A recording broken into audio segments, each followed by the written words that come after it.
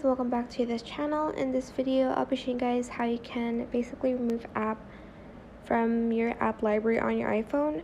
So for instance, you still have it on your home page, you're just going to select it and then remove app from your home screen or press delete app.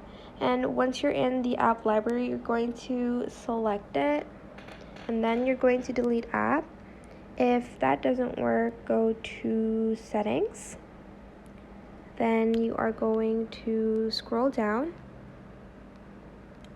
and you'll be able to find the screen time option. Go to the content and privacy restrictions, I think. Go to iTunes and App Store purchases. Go to deleting apps, and if yours is on don't allow, press allow.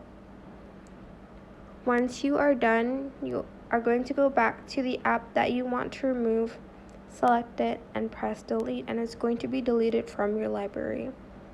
If you want to, well, I have all my apps in my library instead of my home screen. It is just more convenient for me because I don't really like to decorate my home screen, but it's up to you. That is basically how you can delete apps from your app library on your iPhone. That is it for this video. I hope it was helpful for you guys. Don't forget to like, comment, share, and also subscribe to this channel if you haven't done that already. If you have any more questions about this video, just leave it in the comment section down below.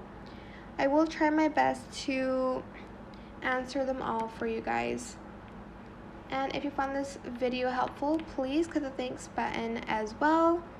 And that is it. Just remember, you can go to settings to delete the app. Here, go to iTunes and App Store purchases. Go to deleting apps and press allow. And that's it for this video. Thank you so much for watching. Bye.